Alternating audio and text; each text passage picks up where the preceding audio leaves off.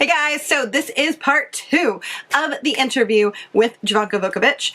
This is her Q&A after her screening of Riot Girls in Los Angeles, California. I did break it up into 2 parts because I felt it was a little bit long, and I know according to the algorithms on YouTube, people are less likely to tune in when a video is too long. So I will release this whole thing as its own whole episode. Till then, enjoy part 2. I saw a gentleman in the hat right there. Yeah. Oh, what's next? I'm probably gonna go back to my horror roots and make, a horror movie next. Very, very likely. Yeah, I have a few things in development. One is a feminist thriller about a woman with terminal brain cancer who has to kill 5 people in order to save her own skin. So she sort of like destroys all these different types of toxic masculinity that are encircling her.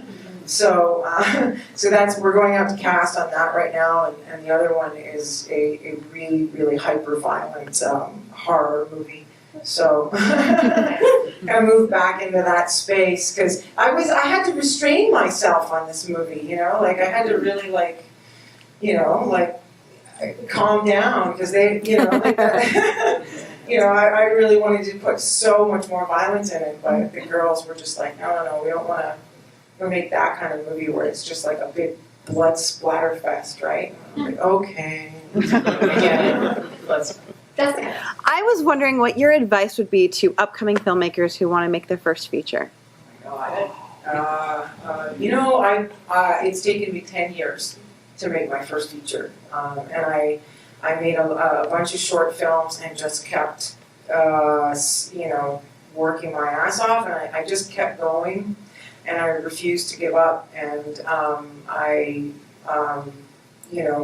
actually, I should thank Lauren because she took a chance. She insisted on a woman filmmaker for this, and she could have just given up and said, okay, well, we went out to a few women and they weren't interested, so, or whatever, but she insisted on it being a woman, and so, sometimes it takes, I really believe it takes women to help other women, or else no change is going to happen.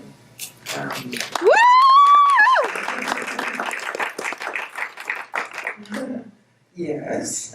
Can you speak a little bit? You worked on the anthology film XX with a bunch of other female filmmakers.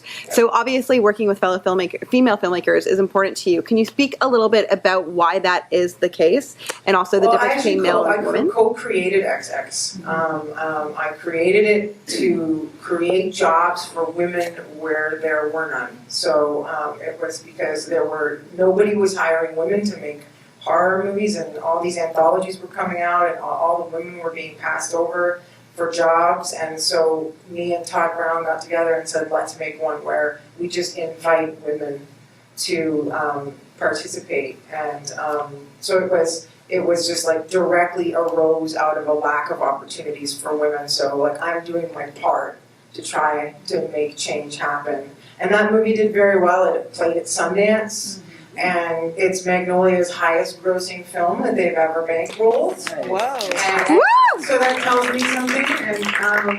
And Raquel and I are developing it as a TV series. So hopefully we'll be able to, instead of doing a sequel to that, we think it'll have more of a life on television where it could just be like an anthology that sort of would be very comfortable on the same shelf as Black Mirror and The Handmaid's Tale. Mm-hmm. So these sort of elevated horror stories made by women, written by, directed by, and starring women in the lead roles. That's great. Yeah, that's wonderful. Yeah, see, there's lots of questions. I know, lots of that now. Now it's a conversation. Yeah. Being so close to the Los Angeles LGBT Center, have you ever thought about... I parked outside of there today. Anita May? Yeah, the campus. Have you ever thought of releasing it to show at the Village, the Renberg Theater? I would love to. Yeah, that's something that I'd have to ask the producer about. But yeah, we'd love to. We want to get it out to as many people as possible. The campus recently just opened, so there's an immense amount of young queer people who would love to be able to take insight from this kind of movie. I have several friends that are currently living there right now, and like some of them are actually doing filmmaking. One of them just finally came out with their movie where it was a dominatrix, 3 dominatrix that are trying to steal their trans boyfriend because they're in a polycule relationship, his testosterone back.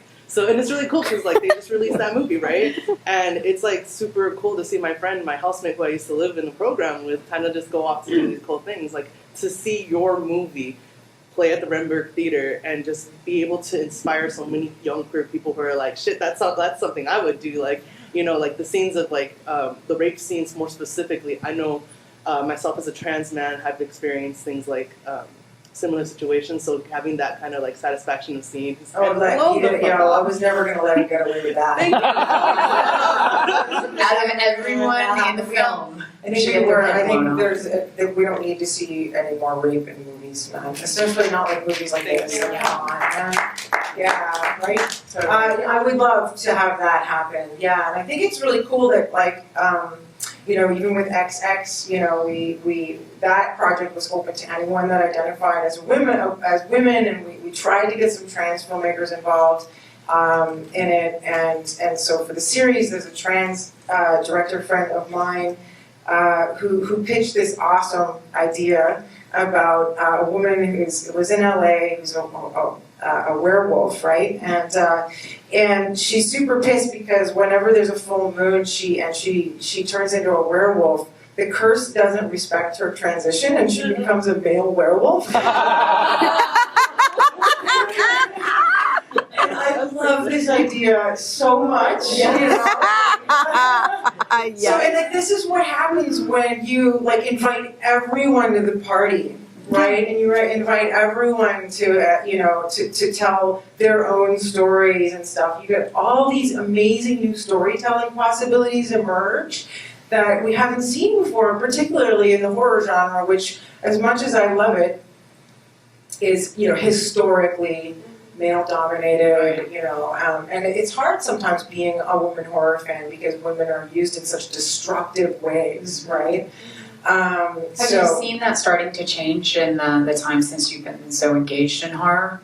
Yeah, I have, because there's more women writing and directing their own stories, and we're like looking at, well, either writing our own or looking at scripts and going, yeah, not having the rape scene, fuck you, you know, like, you know, like women are in charge, and we're getting to be able to get rid of all that kind of gross male gazy stuff that, you know, part of the reason why we made XX is because me and Todd was walking out of the theater after the sequel of I Spit on Your Grave 2, and he heard a couple of bro dudes in front of him complaining that it wasn't rapey enough. Right? Wow. Right? That's awful. Right? I know. So there's a small but very vocal, and they always are the loudest, these people, small but very vocal community of people in the horror business, that the horror community, that they think that they represent all of us, but they don't. So it's nice to kind of reclaim it. And that's part of my career goal, is to redefine women in the genre spaces, right? Yeah. I think I saw one more question right there. Yes. Hi, I loved your movie. Oh, thank you. I love your hair. It's beautiful. Thank you.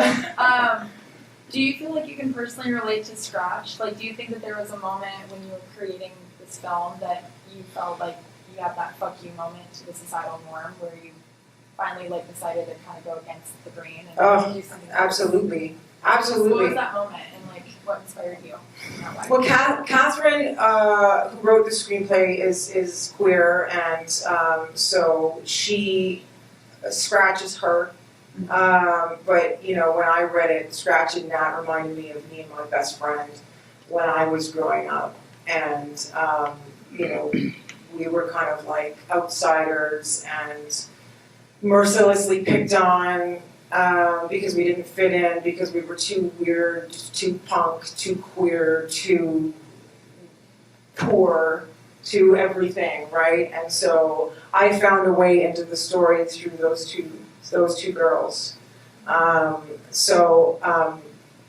There's parts of Scratch that I relate to, because I, you know, also have this very fuck you, kind of like sometimes, you know, tough persona, but Scratch also has a soft underbelly too, and there's parts of Nat I relate to as well. You know, she's a little bit more the level-headed one of the two. So yeah, I wouldn't have done it if it was a Romeo and Juliet story. I did it because it was a Juliet and Juliet story. You know, I think we need more of those. I love that you slipped in the boyfriend as well. Like, I thought that was really, like, just as somebody that does identify as they, them, like, Oh, you mean when she says, "Oh, I know that's so yeah, I mean, like, mean," without actually saying the pronouns argument, like, you kind of slipped that in there, and really, that was cool. Yeah, Katherine wrote that because she knew it would be hurt. It would hurt a lot to say, you know, it would hurt a lot. So it was like literally the meanest thing that she could say to Scratch. Definitely a punch. Yeah. They have to favorites very I'm sorry? Your top two favorites Oh, very this was so hard. People ask you. Mine changes every week. Like, if you ask me tonight, it'll be different from what I would say right now. It changes I constantly. know, it's just so hard because there's like literally I could give you a list of 100 horror movies that you have to see. inspired you recently. Oh God. Okay. I guess, you know, if I had to be stuck on a desert island and I can only watch one movie, it would probably be John Carpenter's The Thing. Yeah. Because it's a perfect movie. And it's funny, I picked a movie that has no women. All men, and just like apart from that cheating bitch computer, Well, it's all. we don't it's know all- what the thing is, so well, it could We don't know be, how it's Morpheus. they identify. Yeah, right. That's true. Exactly. We don't know how the thing identifies. Yeah, it doesn't identify the movie, so we'll claim that. Right. Yeah, it's a tough question. I could write a list of 100, and I have. I've been asked to write a list of 100 before. Anyone else? Yeah. I see you. Oh wait, is there one more? Yes, I I'm do. staring into greenness. Yes, right there. Hi. Oh God, I'm nervous. Oh, don't be. You can't be more nervous than me. I hate talking in front of people. Was it hard to get all those like Reagan youth songs on it, and also like what I guess you already asked what your favorite horror movie was. I guess like horror movies that really like what got you into the genre of horror. I guess is my second question.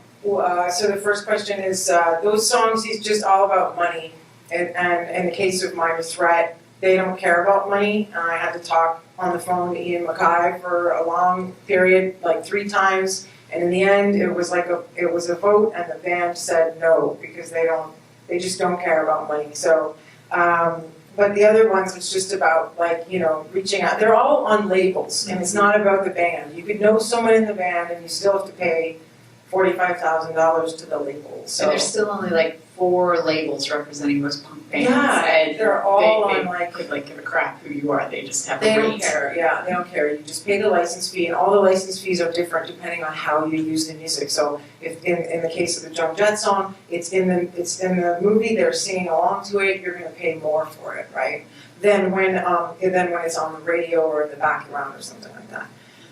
As for horror movies, it's a really personal question. I had a really hard childhood, and I was a very lonely kid, and so I was a latchkey kid too, and I spent a lot of time by myself, staying up late at night and watching whatever was on television. And you know, back then in the early 80s, they would put like after 11 p.m. it would be like blue movies and horror movies, uncut horror movies on TV. Oh, yeah. So horror movies were like my friends during some of my most loneliest periods of my life. So they had a huge effect on me. And like, you know, even as a teenager, I, you know, just obsessively, I would watch horror movies, and I started riding motorcycles when I was 15, and I spent a lot of time in my room reading comic books, and I didn't have a lot of friends, and I would have like killed to, you know, have somebody who would come over and you know, watch horror movies with me, but it's just not the kind of town I lived in. I lived in a place like Potter's Bluff, where most of the people there were assholes. So Except for me. this lady knows. Except for me. I was okay. Except for you. Yeah. Oddly enough, on the way here in the car, she's like, "Oh, I grew up in that town. We know somebody We went to the common." same elementary school and the same high school, Yeah. but Oh, really? no, I'm older than Jovanka, so. That's still, And her pretty fucking friends amazing. can You vouch turned for out fucking strong ass women that yeah. dearly, so I'm excited about that. Yeah, I didn't let any of that shit hold me back. Right. Yeah. Right here. It's funny because you talk about like paying more to license certain songs, but also how you guys did not have a massive budget. So when you were making this, like, how did you decide where to spend your money versus where to scrimp and try to save and be cheap? This is kind of a boring answer because it's just about producing. Like $2 million of the budget went to labor, which means paying everyone, the crew, and then $1.5 million was left to put on the screen. So it's like there's not much left, and so you just try to, the producers try to allocate the budget as best they can to the things that we need the most. And I guess Yeah. when we're thinking like artistically though, like how did you decide what made you decide like, oh no, I want to pay that extra coin because that song is very, very important. Oh, Things like that. yeah. Well, we knew we wanted the Joan Jett song, and so we paid the most for that song, Mhm. right?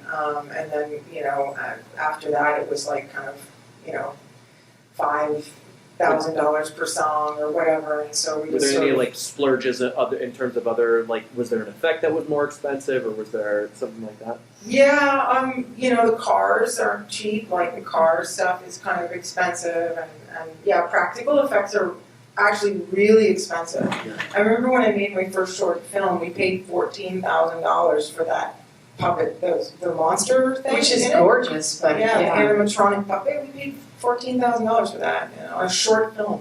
How long did it take to set up the headshot? Like usually it's not even just that practical effects are expensive, it literally becomes your day. Not in my case, I had like 10 minutes to do it, so Wow. I had to get it or else I wasn't going to get it at all, so yeah. impressive. You know how it is, you've made a couple of movies. Yeah.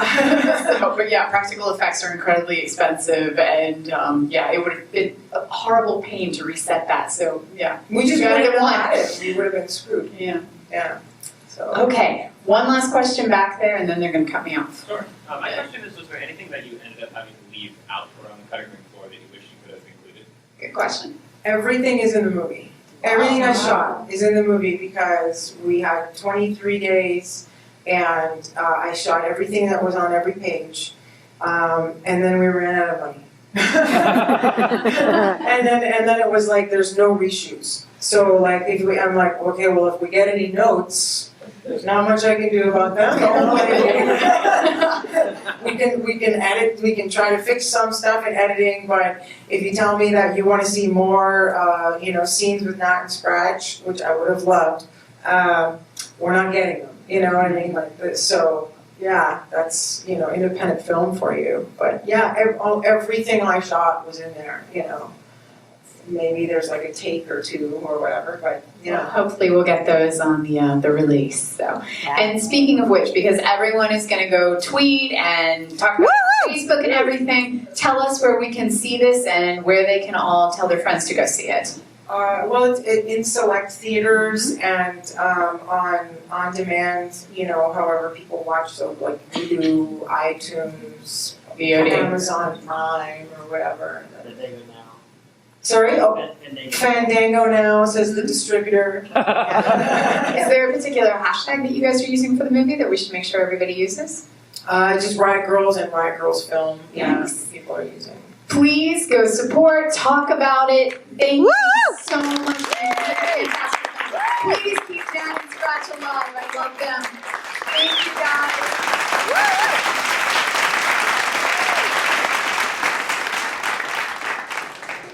Hey guys, thank you so very much for watching. I really do deeply appreciate that. I'm going to put some links in the description box down below where you can watch the entire interview in its whole, and also where you can find out more information about Riot Girls. Don't forget to check it out online and tweet or Facebook Instagram, share stories, etc.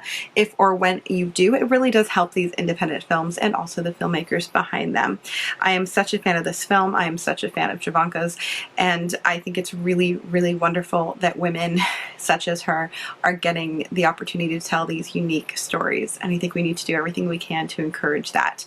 So please check out all of the links, and also 10 billion bonus points if you join our Patreon. I produce new videos here every single week, and it is helpful that we make a little bit of money on Patreon, so if you feel like giving a couple bucks, don't forget to do it.